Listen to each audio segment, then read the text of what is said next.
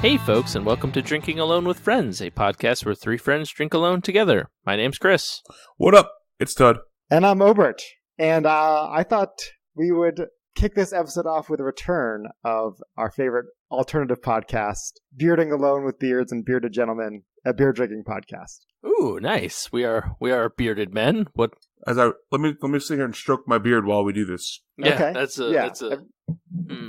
You guys Very looking very interesting. pensive over there, but I went to the barber this week, and while I was talking to him, he gave me this beard fact, which I thought you both would be very interested to know, considering we've talked about the beard brush versus the beard comb. Yeah. And Yes. he told me specifically to not use a comb. And because if you use a comb, it will make your beard hairs get all frizzy and like go haywire all across your face. But if you use a brush, it'll pull all the hair in together and keep it nice and tight and looking neat. And he said the only time that you use a comb is when you are cutting it. Other than that, you should always be using the brush. Really? And granted, he's like a barber who I've never had my beard trimmed from before. This is just secondhand knowledge. He is a professional, so I think he has some merit here. But I'm going to take it to heart. I'm going to stop combing my beard and start brushing my beard, and we'll see if I notice any different results. Yeah. Now, just so we're clear, a brush is the one that has more of the bristles. Right. That's the Right, one he right, says right. to use is the brush, and don't use the comb, which is the Really? one with the teeth. Huh. But the comb is supposed to be good for exfoliating your skin. Well, it's funny because it's possible that you heard different things from your barber, and I think the only way for me personally to put it to the test is I've been using the comb since I've had this beard. Since I took your advice, bought the pack, got the comb. Now I'm going to stop using it, start using the brush, and I'll see if it works better for me. And then I don't care what anybody says, I'll know what's better for my own face. Right. Yeah. Now, granted, the guy who told me this thing about the comb was also the guy who sold me the comb. Right. That So is he true. may have had a vested interest in getting me to buy said comb. Yeah. But I'll report back in That's how they get you. in big 2020 with my results here, and I'll let you know if brush versus comb makes any difference to my face. Yeah. Yeah, definitely let us know. Like, my beard's getting pretty long, so I'd like to know. Yeah. For sure. Speaking of which, this is the last pod of the year and of the decade. I know. It Isn't is that crazy? Oh, Yeah. wow, the decade. Wow. Yeah, I didn't even think about that. to think we've been doing this podcast for 10 years. It's crazy. Yeah, it's awesome. Episode 520. Yeah. There's a lot to do. There's a lot to unpack in this episode. It's the last podcast of the year, last podcast of the decade. It's episode number 69, Nice. Nice. and it's the day after Christmas. Happy Boxing Day, everybody. There's a lot Yeah. of stuff going on. There's a lot going on in this podcast. Well, I think to man. tackle all those things, I'm going to need a drink. That makes sense. That tracks. And, last week we did our whole Christmas extravaganza. This week, I wanted to lead right in with a New Year's drink for everybody. I think I've said on the podcast before that it's not often I get to make cocktails with champagne, because who opens a whole bottle of champagne just for a cocktail? That's fair. Yeah. But I did this week. No, I bought a little tiny bottle of Prosecco. And I'm drinking on today's podcast a classic cocktail known as an airmail. For those astute listeners to Obert's Liquor Cabinet, you will know the three main ingredients in a sour cocktail. Oh, Todd. hang on. Oh, okay. Yep, we're in there now. We cleared up that moonshiner from last week. Yeah. So we're in the liquor cabinet. Todd, pop quiz, because I know that you do better on liquor trivia than Chris does. Very much so. What are the three types of ingredients you need to make a sour cocktail? Something sour. Namely, a type of juice from what kind of fruit? A citrus juice. Citrus juice. You got it. Boom. An alcohol. Bingo. And the third important component. Ice. Sugar. You were very close. Damn. You need a sweet, you need a sour, and you need a booze. Hey, you don't know how I make my sugar or my ice. Maybe I put sugar in it. That's true. That's true. I would cut back on that so you don't get diabetes. I got the diabetes. Yeah. But so an airmail is a sour cocktail. It has lime juice, it has Bacardi rum, and it has honey syrup. So those are the three things that make this a sour cocktail. And it just calls for a splash of champagne to give it that effervescence, to give it that bubbly.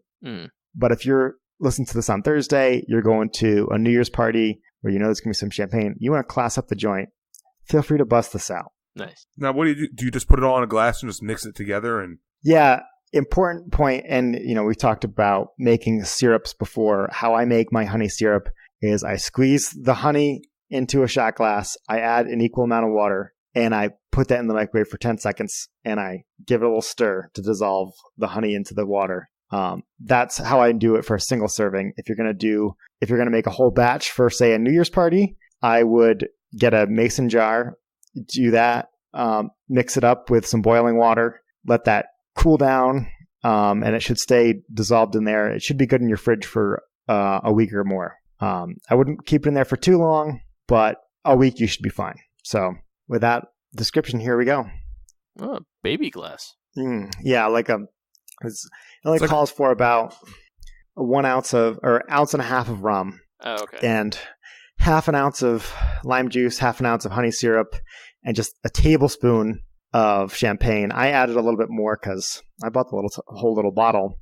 So yeah, it's just a little bit here, and I didn't want it to get too warm, so that's why I jumped in first this week with this classic New Year's cocktail. But I see a lack of ice in that glass.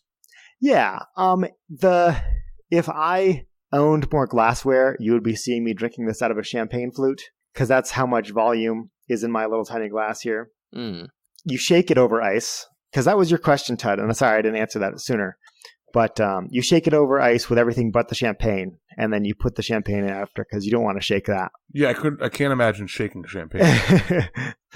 But yeah, so you shake it to chill it, and then you serve it up in a champagne glass, or in my case, a little beer tasting glass, because I drink beer a lot and end up with these things. So, but it's really good. I just had a little sip here, and like a normal sour cocktail, a traditional daiquiri, a margarita, it's a really good balance. It's sweeter than most because Bacardi is the white rum is pretty sweet. In addition to the honey and the champagne, it's definitely a sweeter drink. I think it would be good if you're hosting your party, make everybody one of these, around midnight, but I wouldn't be drinking these all night long it's like you can only have 1 or 2 margaritas, and then you're like, oh, this is just too sour. It kind of seems to me like it's more like, it seems like it'd be a punch. Like it kind of be like something like that you'd like spoon out at like a party into a glass and drink it like, a party punch. Oh, for sure. Especially if you were going to try and use a whole bottle of champagne. I think that would be a great thing to do with it. But yeah, it's light, it's sweet, it's got that lime juice. It's pretty good. Like all Obert cocktails, this gets a 5 out of 5. Obviously. Because I haven't figured out a way to rate cocktails yet, but this is a good one. This is one I would make every night if I had some champagne. But should have bought a bigger bottle. That's the problem with champagne, is it goes flat. This is like a 187 milliliter bottle, and it has a screw top. So it doesn't even have a cork, which I thought was kind of funny.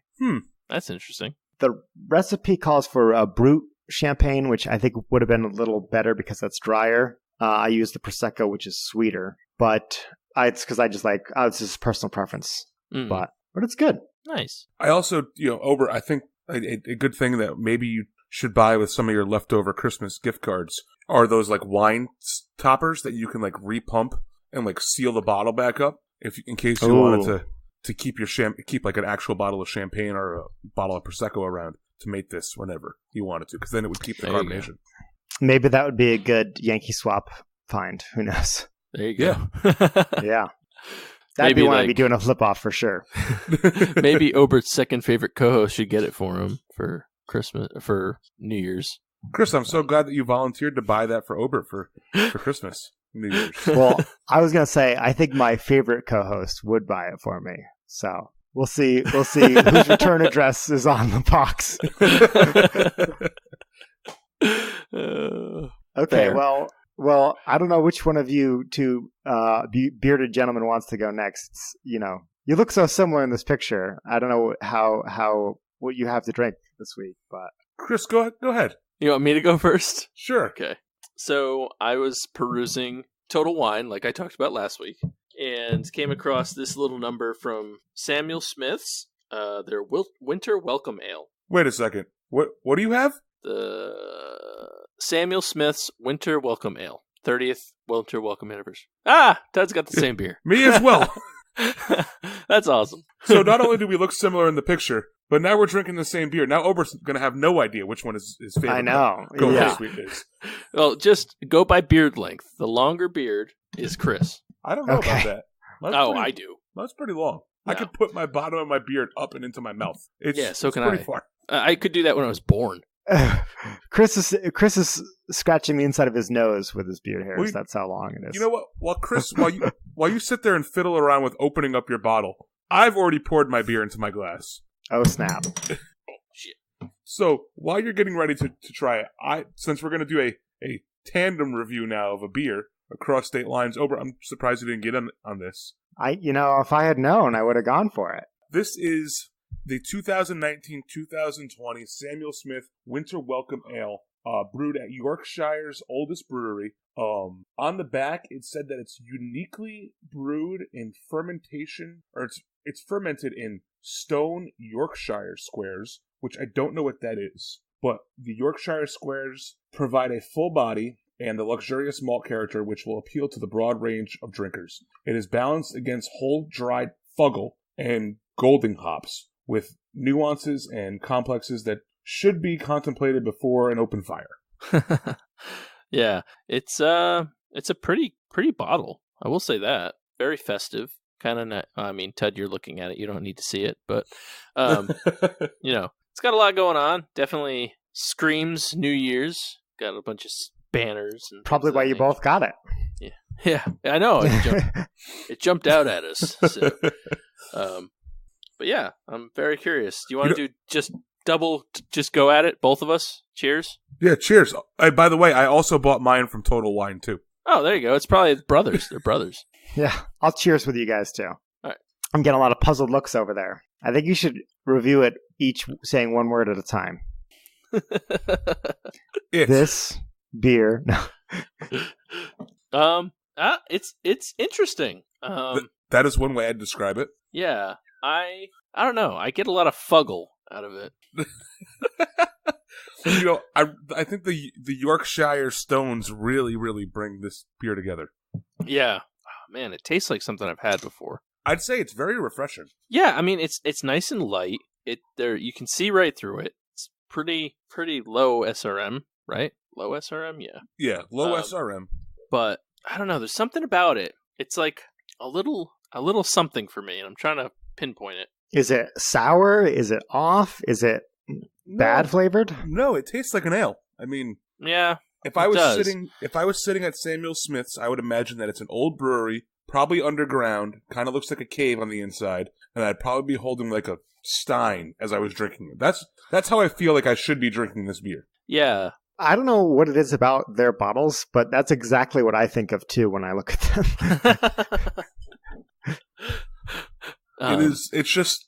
It's good. I like it. Yeah, I mean it's not my favorite. It almost tastes like maybe it is and I just missed it. It tastes like it's like a red ale of sorts. I think that's what I'm getting. I could see that. Yeah. It doesn't say it necessarily, but yeah, I get that, like, I don't know, weird, almost. I mean, it is very red. So maybe that's what it is. Maybe that's what's throwing me off a little bit. It's just that. I mean, it's just like your standard red ale. There's nothing really crazy about it, but it's not bad. Just not my cup of tea. I want to know what a fuggle is. It sounded like it was a type of hop. It is a type of hop. It's really? It's an English style. It's an English style hop. Oh, okay. Anyways, cool. So, yeah, I mean, it's a red ale. It's got, I mean, I got a slight bit of bitterness to it, but nothing too crazy. Nothing nuts. Yeah, you can definitely taste like the dark malts in it. And obviously, it is a winter ale, so it's brewed to be a little bit darker. I get a lot of earthy tones out of it too. I don't know about you, Chris, but it definitely tastes a little like dirt. I think A little- that's a common Fuggles. You get that earthy flavor. Yeah, So, but not a bad beer. I'll go first with rating it, I guess. Do we want to say it at the same time? Okay. Obert, All right. count us in. Okay. 3.25. 3.25. Nice. Do we do the same? Yeah. Yeah. Okay, good. So, yeah, it's good. I guess I'm glad I'm having it. I'm glad it's here. Yeah, I mean, I'm glad that I'm actually really happy now that because we got the tandem review of beer. That I know, right? was completely unexpected. Just by accident, yeah. We had to know that was going to happen at some point. I don't know. With all the beers, it's like pretty. Well, I guess since we were narrowing it down to like trying to be like New Year's Eve, then it kind of makes sense. But Yeah, overall a solid beer. Mhm. Chris, what do you think Untapped rated this? I'm gonna say it's a 3.46. I'm going to say What are you thinking, Todd? 3.37. Chris, you were pretty close. It's 3.52. Nice. That was my second guess, to be honest. So, as everybody remembers, this year we set some new beers resolutions for ourselves. Oh yeah. That we did. Yeah. Way long ago. I think I kind of forced them on us, but we did set them probably 52 episodes ago. That was Right. that was like 2 living spaces ago for me. Yeah, right? Wow. Yeah, you've had a busy year. Yeah, So- only got married, bought a house, moved Yeah. twice. Yeah, you had a big year. 2019 was the year of the Tud. Got a pet. Got a pet. There you go. So I'm just curious if you could remind us what your new beers resolution was, and how close you are with 5 days left. Is that what we decided? 4. Or no, 5. 5 Yeah. days left. So Yeah. and we'll go from there. So my new beers resolution was forced upon me by Obert, where I had to stop buying beer to lower down my amount of beer in my household. I think I broke even. I don't think I have any less or any more beer in my house than I did to start the year. If anything, I'm down maybe like 1 or 2 cans. Okay. Because I think that the official new beers resolution was to drink 2 for every 1 you bring in the house. Yeah, I probably did that. I mean, I'm not going to lie.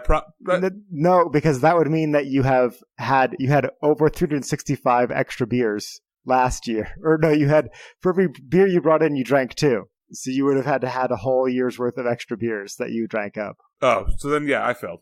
Yeah. You end up with the same amount of beer as before. Yep. Yeah. Yeah, so I lost. Oh well. Okay. Well, I mean, do you feel good about how much you made through your beer backlog? Yeah, I guess. I mean, I got rid of a lot of old beer, and by got rid of, I mean drank it or gave it to people. And now I have a lot of newer beer. So I guess that's a bonus. New year, new beer. New year, new beer. That's pretty good. Yeah. Well, me and Chris had similar goals. Ours were both to check in so many on Untapped. And like a familiar New Year's resolution thing, I started the year really strong, and then I fell off a little bit. I wasn't sure how close I was going to get. My goal was 365 check-ins. Mm. Chris, what was your goal? Mine was 650 check-ins. Yeah. So But I only got to 281 this year. So fortunately, there's 5 days left. right. So I only really need 80 more beers in 5 days. Guys, I might not be on pace, but I think I could do it. I mean- a well placed beer festival will be. Yeah. You're also in Connecticut and or New Jersey. I don't know where you are at this point. So there's got to be some new beer here in the Northeast that you haven't had yet. Yeah, there you Yeah. go. And the sad thing is, like, I know for a fact that I've had at least 80 beers this year that I didn't check in, including many I rated on this episode. Or I mean, on the show. But yeah, I didn't quite make it. How did you? So we're 0 for 2. Chris, please redeem us. Nope, clean sweep of the podcast. So as Obert alluded to, I was aiming for 650 check-ins. I am sitting at 579. So I'm You can do this. I'm 76 away. So me and Obert's got to team up There we go. the last 6 days and just buy 80 beers and split them. Well, if you think about it, you just got to go to a whole bunch of different breweries and get a flight, because like that usually comes with 4 beers. Yeah, I know. Yeah, just got to do that 20 times in the last 6 days of the year. That's not bad. Yeah. That's 5 a day. No, it's not bad. It's still better than last year, I think, for me. I think I barely broke 500 last year, I think. So, I'm pleased by it, but I'd like to hit the big 600 next year. That would be cool. Well, this is what I'm thinking, guys. So we didn't do so hot with our check-in with our individual New Beers resolutions, but I'm proposing we do a podcast New Beers resolution next year. Okay. And we get to 1,000 check-ins between the three of us. Is that too low? That's too low. I think me and Tud are over 1,000 this year. Well, it's achievable. So maybe 1,000's too low. Is there a different New Beers resolution we could do? 1,500. 1,500 between the three of us. So I really got to step up my check-in game. That's 500 a year. Yeah, I don't do 500 a year. That's a minimum. I haven't hit less than 500 a year. All right. I had 613 this year. All right. So we were pretty close even this year because I was 576, 613, and you were 281. 281. So we were right there. Yeah. And we got 6 days left. Got plenty of time. That's true. We have 80 each between the three of us. Okay, so we're on Team 1,500 Team next 1,500. year. 1,500 in 2020. Because 2020 beers would be too many next year. We could strive for it. We could. Yeah. So, but yeah, that was fun. I'm excited for the new podcast goal, as well as I think we should just try and get more listeners. That's another good one. So, okay, everybody tell your friends. I like that goal. Everybody, your New Beers resolution is to tell 100 people about our podcast and have them listen every week. Yes, that should definitely be we have to give our listeners a New Beers resolution. Right. And that is their resolution to us. Yeah, exactly. That's fair. They can't get out of this scot-free if we're all putting in the hard equity of drinking a lot of beer. Right. So, for them, but if Stephen King wrote in his next book that people should listen to Drinking Alone with Friends, we'd have all those listeners. That's true. Yeah. Stephen King, shout us out, acknowledgements, front page, next book. You can even put in there how you showed up at Tud's house and it was the best night of his life. Oh man. But I had a segment I thought we could do, which I thought might be kind of fun. Yeah. Sure.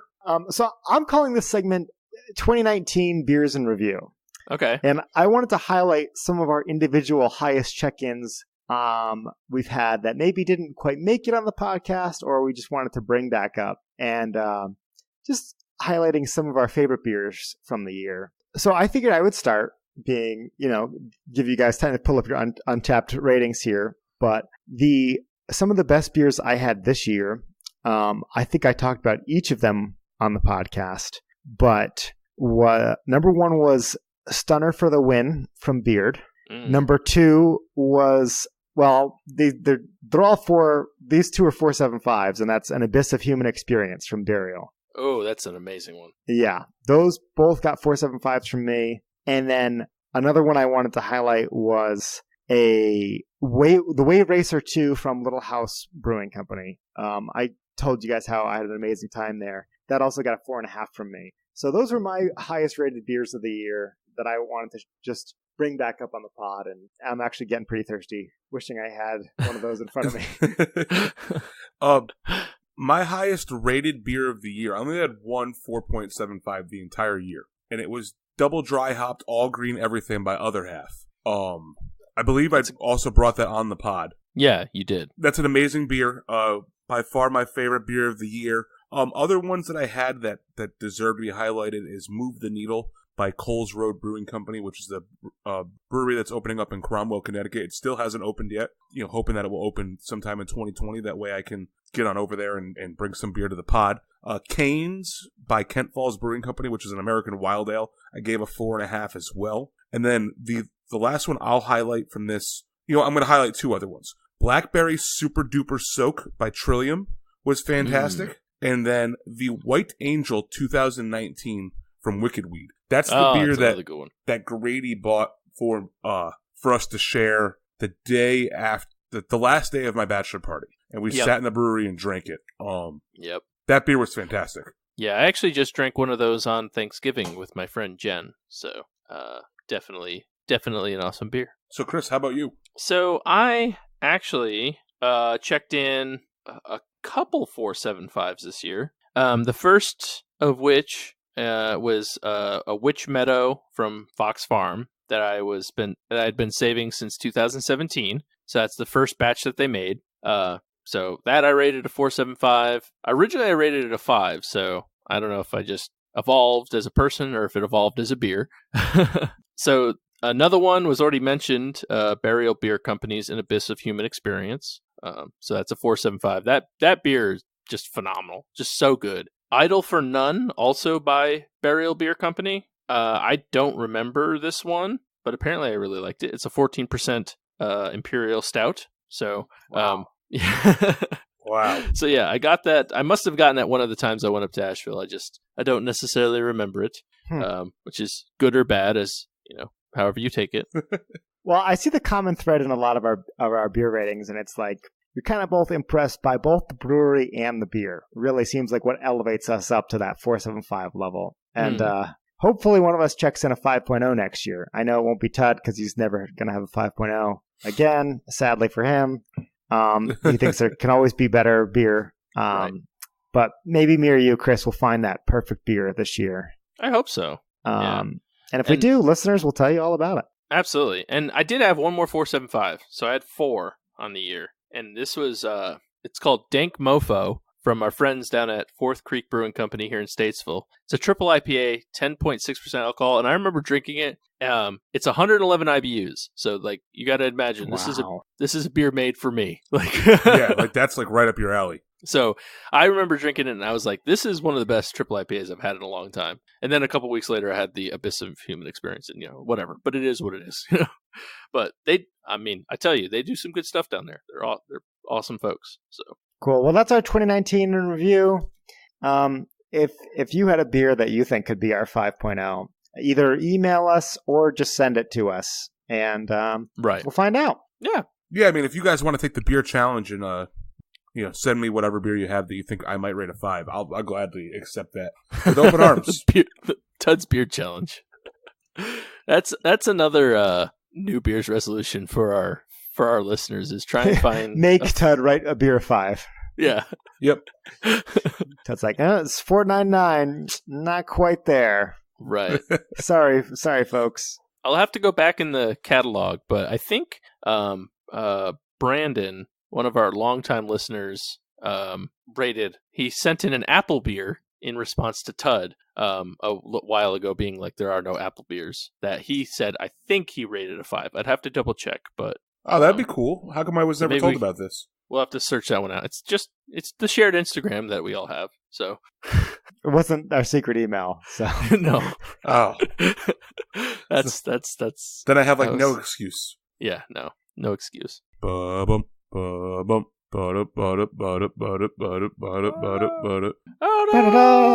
no! Everybody's favorite segment's back. It's Face Your Beers. Face Your Beers. That's right. Well, and this one's a little different. It's Face Your Hard Seltzers.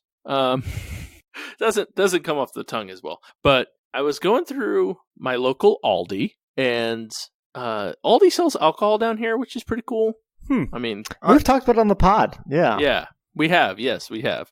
And they have Vista Bay Hard Seltzer, which I think is just a knockoff brand of a... Yeah, that can looks like something that you would see in a movie where they're like, this is legally not White Claw. so legally distinct from White Claw. So not to be confused with White Claw, there are laws when you're drinking this beer or this. And if you notice, it's an 8.5 ounce can, so it's super small. Everything about it is just supposed to be White Claw, but just isn't quite White Claw. But it's like Red Bull can sized. Right, exactly. So Vista Bay Hard Seltzers, they have a coconut mango flavor. This was in a mix pack, and for the long-time listeners, I hate everything coconut for the most part. So thought it would be fun to kind of get a live reaction of what, number one, a knockoff White Claw that is small, and also what coconut mango might taste like. I'm hoping the mango just overpowers the coconut, but knowing me, I'm going to be able to pull out anything. So I have a feeling Nice. I'm getting a small Tud Cleo moment, and this is going to smell like suntan lotion and going to taste like what you think suntan lotion tastes like. it's going to taste like suntan lotion. Yeah, well, I think so. I was worried this was going to be like just a plain old spiked seltzer that you were like, oh, I don't know. But I'm glad that I found out it's coconut flavored. So it's a true face your beers. Yeah, no, absolutely. I wouldn't, if it was just like, oh, lime seltzer, let's see how it is. I don't think I would have done that to you, but, so let's see how it is. Hopefully it's not as bad as I'm thinking, but we never know. I mean, it smells kind of mango-y, so. Oh, so it doesn't okay. smell like suntan lotion. No, I don't think so, unless it's like mango flavored suntan lotion, but is it flavored? Is that, at that point? I think that's the thing, right? What am I basting myself with? All right, I love how the can looks like it's like in the hand of a giant. Monster. You should take a picture of that just for the Instagram because the can is so fun. Ooh, boy. It's not mango. No. No. There is some mango, but when you don't like coconut, the only thing you pull from anything is coconut. I think that's fair of almost anything that you don't like. If it's in there a little bit, it overwhelms everything. It's just like, oh. I mean, your lack of enjoyment makes me happy. Oh, good. I'm glad. No, I mean, it's not something I would ever drink again. I will say, I'll give it credit here. It doesn't taste like fake coconut. It might be like, I'm just gonna give it that. But other than that, it tastes like the real thing you don't like, and not a fake imitation of the thing you don't like. I could be wrong. I don't know. But secretly, there's coconut flakes floating in it. Yeah. This was manufactured and canned and manufactured by someplace in Kues, Germany. So that's how you know. Oh yeah, Germany, Aldi. That makes sense. So does make sense. Ugh. Oh, damn it. Oh yeah. So not good. I mean, I get it's like a sweet. It has a hint of mango, but I just get like straight up coconut, and it's just not anything. So here's the important question: are we rating this on the seltzer scale or the untapped scale? I don't know what I don't remember what the seltzer scale is. 0 to 100. Oh, 0 to 100, right? Or 0 is water. and 100 is soda or something. Yes. Okay. Yeah. I'm going to give this on Untapped. I'm going to give it like a 1. It's not the worst thing I've ever had. That was the Chilada. And I have 3 more, so I'm going to have to power them down. But Dana won't drink them? Oh, maybe she will drink them. Maybe I can pawn them off on her. But I would just go get a big glass right now and pour all 3 in a glass and just chug away. Just chug them. Well, it sounds like, too, when you have family coming into town, or maybe your family that's currently around you right behind what we see in the camera. Yeah, but with Dana's family. Yeah. Yeah. No, that's true. Maybe I'll keep them in the fridge. They'll be backup reserves. Somebody will be like, hey, do you have anything I can drink? Yes, I do. Yes, I do. You have to start with these 2 cans. But yeah, on the Untapped scale, I'll give it a 1. On the seltzer scale, I'll give it a 13. Okay. But just quick little face your beers. I wanted to share my disjoyment with everybody here. So it's the final face your beers of the decade. I know. We got to do these more regularly. They're pretty fun. And we've expanded well beyond beers at this point. We've had candy. We've had peppermint schnapps. Yeah. Yep. Still haven't done a Schopferhofer grapefruit. We're saving that one for episode 100. I refuse. Coming up. I refuse to waste my money and buy that thing. Okay, well, you can buy the size that you want, or we can give it to you. So, you know what? We'll leave it at that. I'm just going to wait for you to give it to me because I don't think you will. Okay. Get a gallon jug in the mail. Yeah. It's just an old milk container that I have filled and duct taped the top onto. Schopferhofer grapefruit. He didn't even rinse it out. Milk residue still in it. Yeah. Yeah, I know. That's gonna be big. And watch, it's gonna be like not that bad. It's gonna be Yeah, we're really building it up here. But, yeah, I know. Only 100 episodes in the making. 2 years worth of episodes. Oh Lord. So, but we're getting close. 31 episodes left. By the way, just want to throw this in there right now. This is episode 69. Nice.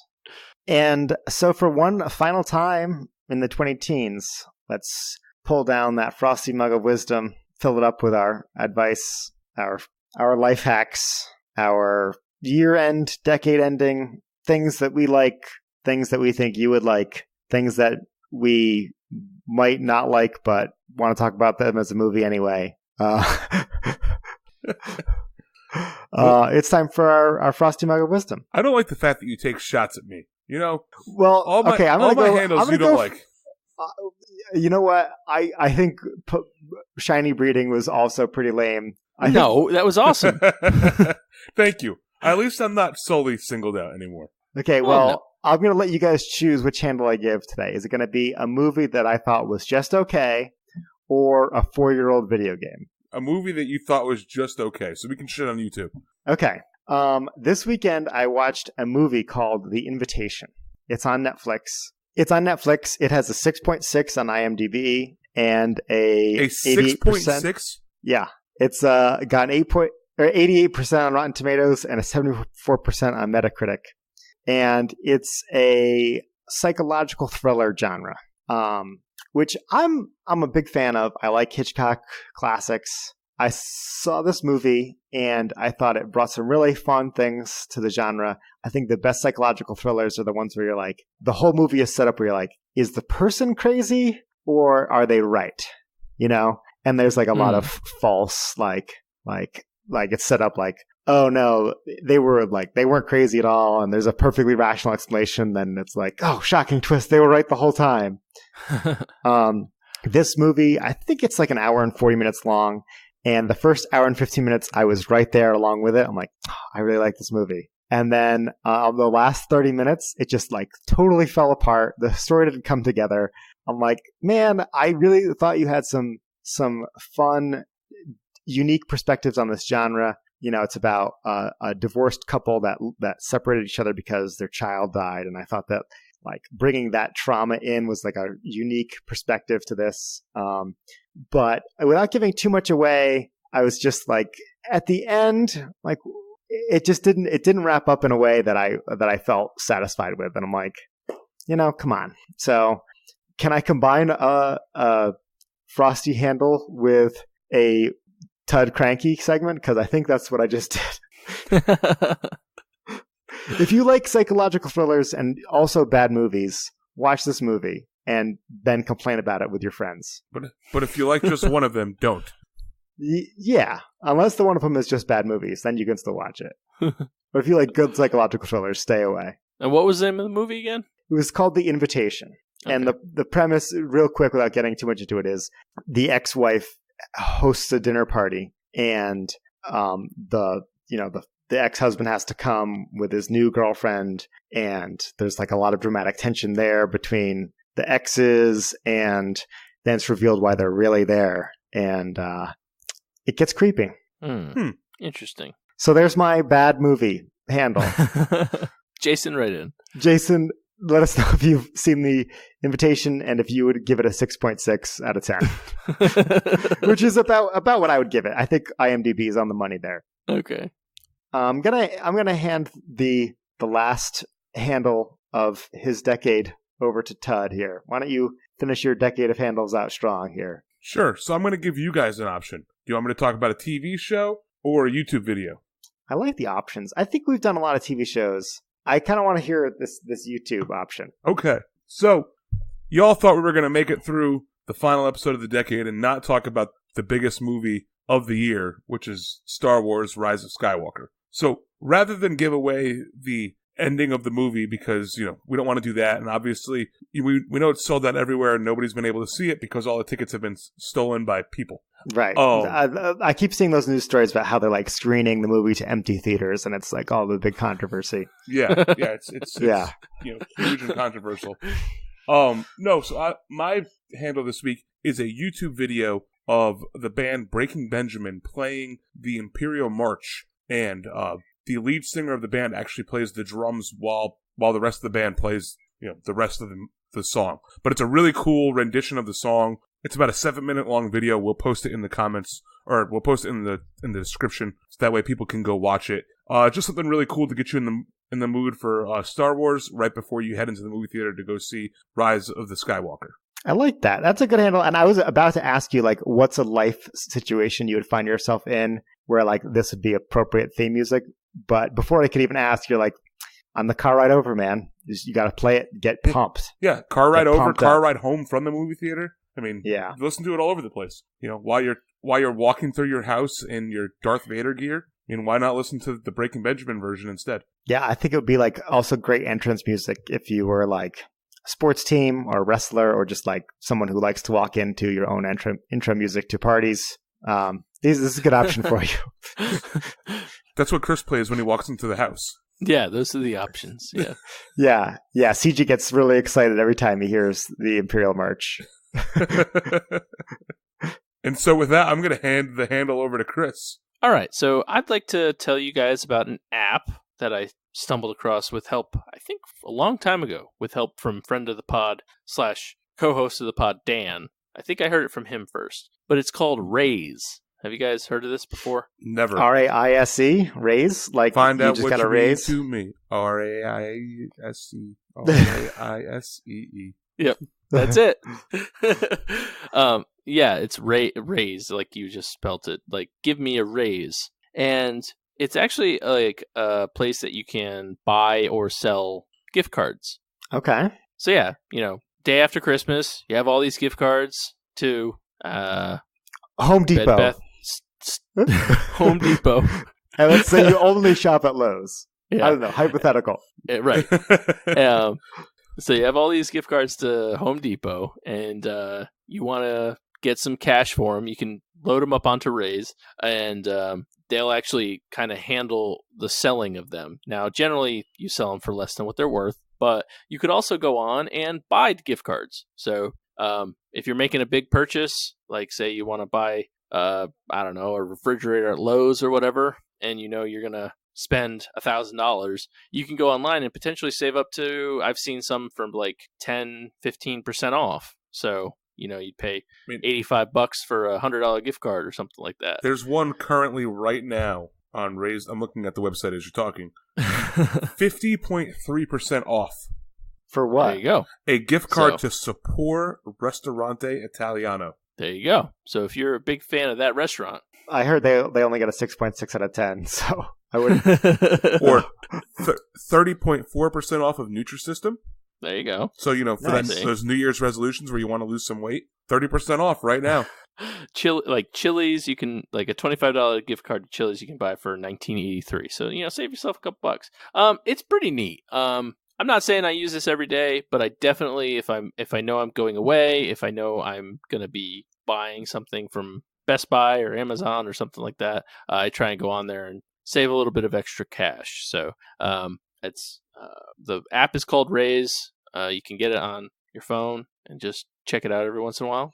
And I would definitely suspect that at least one of our listeners got a gift card to a place they never go to. And they're like, oh, thanks, Mom. The nearest Olive Garden is in Missoula, and I'm not driving 2.5 hours to go to Olive Garden. But, this could help you out if you got a gift card that is going to just collect dust. Yeah, I think we've had a gift card for Hooters for 3 years or something like that. Someone got Dana a gift card to Hooters, and I was like, man, I missed the mark on that one, but all right. Well, if you really like Sapore Ristorante Italiano right now, 50% off, $50 gift card for $25. How can you go wrong? And so with that, we'd like to thank the breweries who provided today's beer. I'll go first and thank Samuel Smith for their winter welcome ale. Hey, Chris, who are you thanking? I would also like to thank Samuel Smith for their winter welcome ale. I don't have anyone in particular to thank. I guess the La Marca Prosecco brand that I bought. I like them. La Marca is good stuff. Please make sure you're going on to social media and following us at DAWF Podcast. That's Twitter, Instagram, Facebook, and Untapped.